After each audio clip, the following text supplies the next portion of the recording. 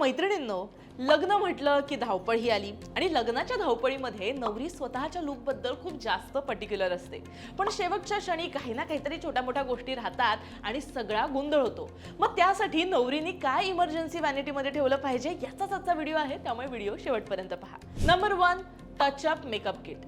Lipstick त्याच्यामधला पहिला महत्त्वाचा फॅक्टर आहे. जेवणानंतर किंवा पाणी प्यायल्यानंतर लिपस्टिक ही फिक्की पडू शकते, तिची शेड जी आहे ती बदलू शकते, त्यामुळे ती तुमची जी पर्टिक्युलर शेड आहे ती तुमच्या व्हॅनिटीमध्ये असली पाहिजे.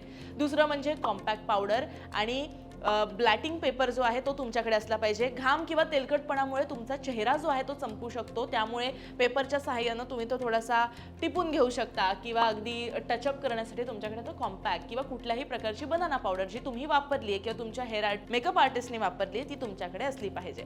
यानंतर आहे काजळ आणि लायनर. मैत्रिणींनो, अख्खा आपला जो लुक असतो तो डोळ्यांवर असतो, त्यामुळे डोळ्यातून पाणी आलं, चुकून तुम्ही रडलात तर तुमचा मेकअप स्पॉइल होऊ शकतो. त्यासाठी शक्यतो या दोन्ही गोष्टी तुमच्याकडे असल्या पाहिजेत आणि त्या वॉटरप्रूफ असाव्यात, जेणेकरून तुमचा आय मेकअप जो आहे तो व्यवस्थित राहील आणि तुमचा चेहरा सुद्धा तुमच्या लग्नाच्या दिवशी एकदम फ्रेश दिसेल. यानंतरचा फॅक्टर आहे तो म्हणजे टिकली.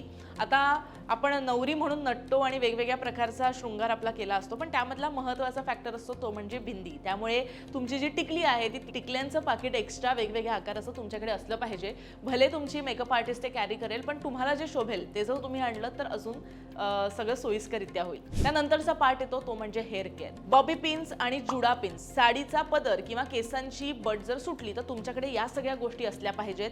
त्यानंतर म्हणजे सेफ्टी पिन, वेगवेगळ्या आकाराच्या 10 ते 12 सेफ्टी पिन या तुमच्या पाऊचमध्ये असल्याच पाहिजे, तुमच्या व्हॅनिटीमध्ये असल्या पाहिजेत. मेकअप आर्टिस्टवरती 100% अविसंबून राहू नका. त्यानंतर आहे तो म्हणजे छोटासा हेअर स्प्रे सुद्धा तुम्ही कॅरी करा. पटकन हेअर सेट करायचे असतील तर तुम्हाला फायद्याचा ठरेल. यानंतरचा पार्ट आहे तो म्हणजे तुमची पर्सनल हायजीन. सगळ्यात महत्त्वाचं म्हणजे वेट वाईप. हात स्वच्छ करण्यासाठी किंवा तुमचा मेकअप इकडचा तिकडे झाला, पसरलं लायनर वगैरे, तर पटकन पुसण्यासाठी तुमच्याकडे वेट वाईप्स असले पाहिजेत. त्या व्यतिरिक्त परफ्यूम. दिवसभर आपण खूप हेवी काय काय घातलेलं असतं आणि आपण खूप बिझी असतो, अशामध्ये थोडंसं फ्रेश वाटण्यासाठी या 2-3 गोष्टी तुमच्याकडे असल्या पाहिजेत. त्यामधलं परफ्यूम हा एक सगळ्यात महत्त्वाचा फॅक्टर आहे. यानंतर म्हणजे माउथ फ्रेशनर किंवा मिंट. बरेचदा फोटो काढताना किंवा लोकांशी आपण लग्न तुमचं असेल तर आपण बोलतो वगैरे, सो त्यावेळेस ओव्हरऑल तुम्ही किती सुंदर दिसत असलात तरी तुमचा आत्मविश्वास वाढवण्यासाठी या गोष्टी तुमच्याकडे असल्या पाहिजेत. सगळ्यात महत्त्वाचा फॅक्टर सॅनिटरी नॅपकिन. ऐनवेळी गरज पडली तर हे सुद्धा तुमच्या बॅगेमध्ये असलं पाहिजे, कारण तो सगळ्यात इसेन्शियल फॅक्टर आहे प्रत्येक मुलीचा. नंतर म्हणजे इमर्जन्सी औषधं, मग ते पेनकिलर असेल किंवा अंगदुखीचं किंवा ॲसिडिटीचे औषधं असतील, ही तुमची डॉक्टरने प्रिस्क्राईब केलेली औषधं तुमच्याकडे असली पाहिजे.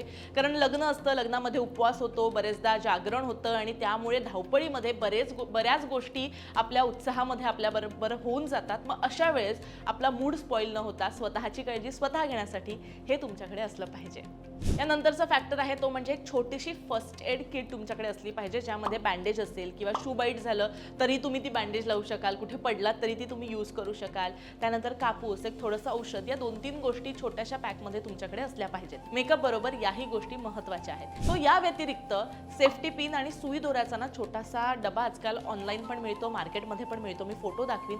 तो जर तुमच्याकडे असला ना तर चुकून तुमचा लेहंगा उसवला गेला, कुठली तरी ज्वेलरी तुम्हाला टायअप करायची किंवा तुम्हाला बिंदी, तुमची मांगटिका तुम्हाला टायअप करायचा आहे, तर या गोष्टी तुमच्याकडे असल्या पाहिजेत. ऐत्या वेळी गडबड होऊन, पॅनिक होऊन प्रॉब्लेम नाही तुम्ही क्रिएट केला पाहिजे.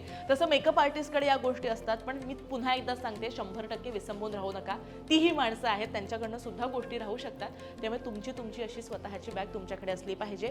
त्या व्यतिरिक्त सध्या फॅशन टेप खूप ट्रेंडमध्ये आहेत, सो त्या ट्रान्सपरंट टेप तुम्ही जर यूज केल्या तर तुमचा जो ब्लाऊज आहे तो त्याचा गळा जर खाली होत असेल तर तोही तुम्ही अटॅच करू शकता.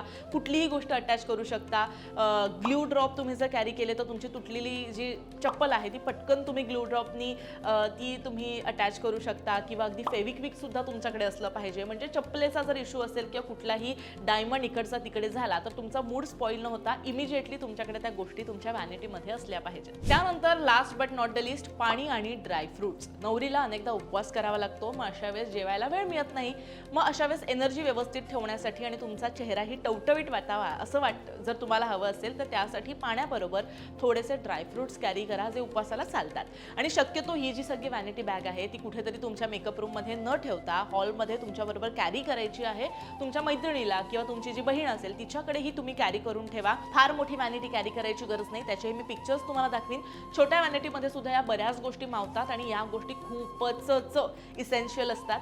त्यामुळे या जर गोष्टी तुम्ही कॅरी केल्यात तर तुमचा जो स्पेशल डे आहे तो अजिबात स्पॉईल होणार नाही. थोडीशी काही चूक झाली तरी सुद्धा इमर्जन्सीच्या वेळेस सगळ्या गोष्टी तुमच्या हाताशी असणार आहेत, त्यामुळे अजिबात टेन्शन सुद्धा तुम्हाला घ्यायला लागणार नाहीये.